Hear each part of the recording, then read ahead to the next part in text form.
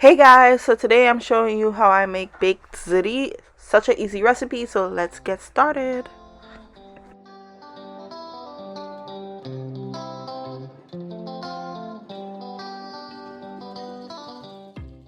So the first thing I'm doing is mincing a few cloves of garlic, and I'm gonna chop up about half of an onion. I'm gonna dice it really finely. So next you want to prepare the pasta. I'm using Ziti pasta and just cook it following the package directions. Alright guys, so next here is the meat I'm using. I'm using some spicy Italian sausage and ground beef. You can also use the sweet Italian sausage as well. So I have some leftover ground beef from another recipe I was working on that I needed to use. So my ground beef was already cooked before I added the Italian sausage, but when you're making this, you're basically adding the Italian sausage and the ground beef together in your skillet, okay? And then you're gonna season it up with the following seasonings I just used, and also add in the minced garlic and the diced up onions, and you're gonna cook that for about 10 to 12 minutes until the sausage and ground beef is fully browned.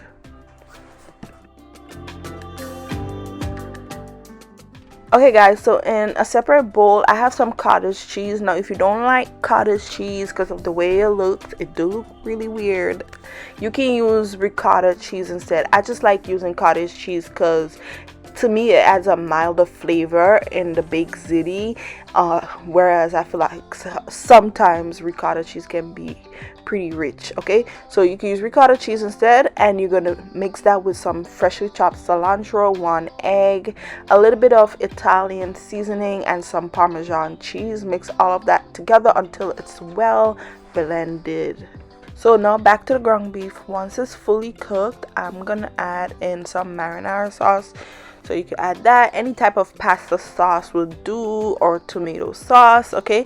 And you want to add in enough to have enough sauce with the meat, okay? So next I'm adding a little bit of sugar in the meat sauce. This is to cut down on the acidity from the tomatoes in the meat, okay? And I'm gonna mix that until it's well combined, and I'm just gonna let it cook for a few minutes just so that everything is well blended together. Taste the sauce and make sure it has enough seasoning.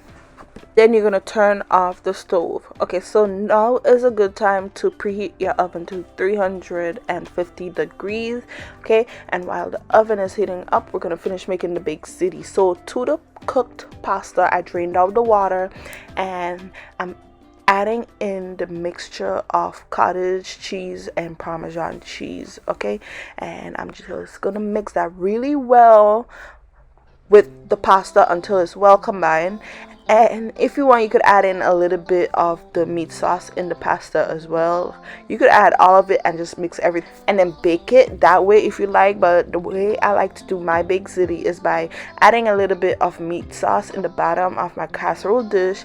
Then I add half of the pasta, and then I add about half of the meat sauce on top of the pasta, spread it out evenly, and then I add a layer of mozzarella cheese and then a layer of Parmesan cheese on top of that.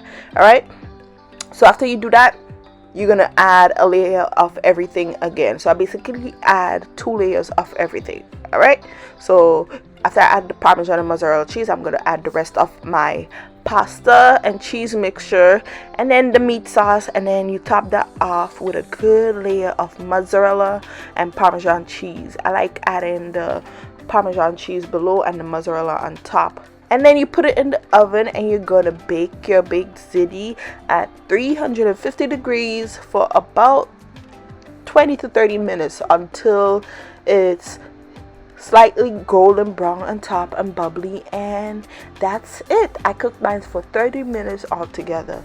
All right, but it all depends on your oven. Okay, so that's it, you guys. After that, you're gonna have some perfectly made baked ziti, and all that's left to do is to enjoy it. So I like to sprinkle the top of mine with some freshly chopped parsley for garnishing effects, and then that's it. Enjoy.